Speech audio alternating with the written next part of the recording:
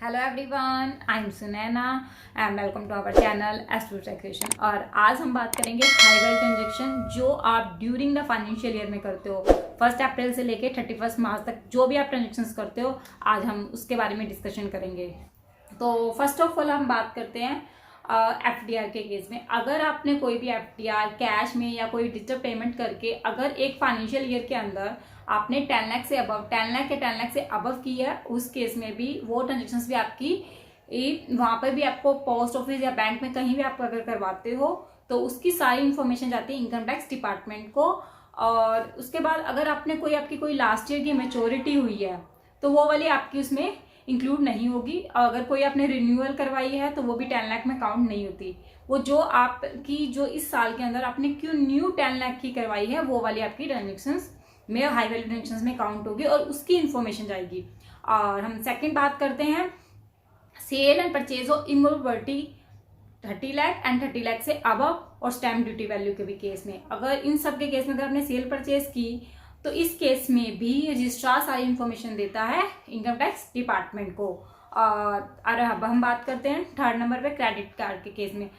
Credit card के case में क्या होता है, अगर क्रेडिट कार्ड की आप पेमेंट करते हो, अगर आप अपने कैश में पेमेंट कर रहे हो तो उस केस में अगर आपने 1 लाख से अबव में क्रेडिट कार्ड की पेमेंट की है कैश में तो उस जगह में वहां पर भी बैंक सारी इन्फॉर्मेशन भेजता है डिपार्टमेंट को। और सेकंड, अगर आपने 10 लाख से ज़्यादा या 10 लाख की आपने पेमेंट की है डिजिटल ट्रांजेक्शन से क्रेडिट कार्ड की पेमेंट तो वो वाली सारी इन्फॉर्मेशन भी जाती है इनकम टैक्स डिपार्टमेंट के पास।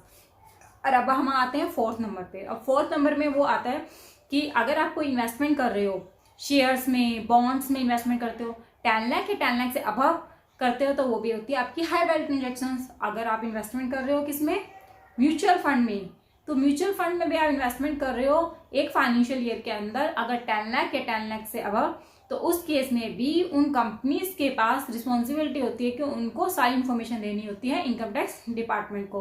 उनकी एक स्पेसिफिक फाइनेंशियल ट्रांजेक्शन्स एक स्टेटमेंट होती है, ये सारी इन्फॉर्मेशन उन्हें वहाँ पर डिपार्टमेंट को ये देनी होती है। और अब हम बात करते हैं कैश डिपॉजिट के केस। कैश डिपॉजिट के केस में 10 लाख से अबव या 10 लाख से आप वहाँ पे भी इन्फॉर्मेशन जाती है आपकी इनकम टैक्स डिपार्टमेंट। अगर आपके अकाउंट में 10 लाख से अबव कैश डिपॉजिट है या विड्रॉ किया है आपने तो उसके केस में भी अभी इन्फॉर्मेशन जाएगी इनकम टैक्स डिपार्टमेंट को। और करंट अकाउंट के केस में 50 लाख और 50 लाख से अबव होने पर के केस में भी आपकी अगर आप विड्रॉ करवा रहे हो, डिपॉजिट करा रहे हो तो ये भी आपकी होती है हाई वैल्यू ट्रांजेक्शन। और अब हम बात करते हैं कि अगर आप कोई भी डिमांड ड्राफ्ट या जब भी हम बैंक में DD बनवाने जाते हैं, कोई कैश में कर रहे हैं तो तब भी उस केस में भी वहाँ पे भी लिमिट आती है आपकी 10 लाख या 10 लाख से अबव के केस में भी सारी इन्फॉर्मेशन जाएगी आपकी इनकम टैक्स डिपार्टमेंट को। और अब आती है फॉरेन करेंसी के केस में। फॉरेन करेंसी में अगर आप पेमेंट कर रहे हो वहाँ पे भी आप 10 लाख या मोर देन 10 लाख पेमेंट कर रहे हो तो उसके केस में भी तो आपकी सारी इन्फॉर्मेशन जाएगी आपकी इनकम टैक्स डिपार्टमेंट को। ये सारी हाई वैल्यू ट्रांजेक्शन्स होती हैं जिसको इनकम टैक्स डिपार्टमेंट के पास ये सारी इन्फॉर्मेशन चली जाती है। इनकम टैक्स एक जनरल ट्रांजेक्शन्स में भी काउंट होती है sale of goods and services के केस में।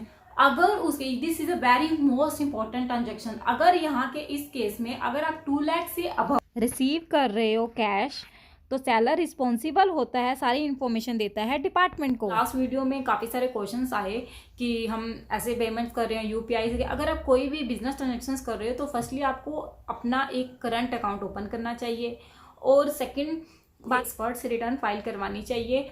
और जब भी आप रिटर्न फाइल करवाते हो तो आपको अपनी बैंक स्टेटमेंट उनसे डिस्कशन करके आपका पूरी इन्वेस्टमेंट अपनी पूरी डिटेल उन्हें बतानी होती है ताकि आप सब कुछ आपको डिस्क्लोज करना होता है।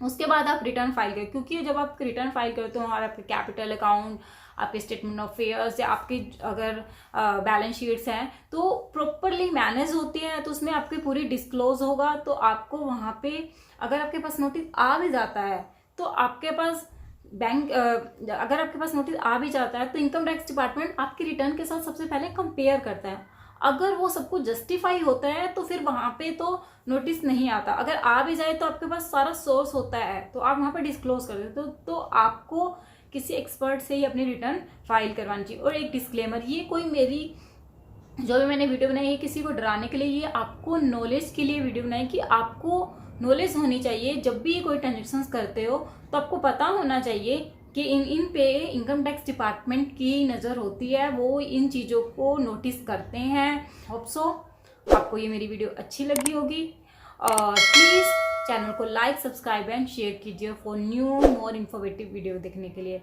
और thank you so much for your support and bye guys.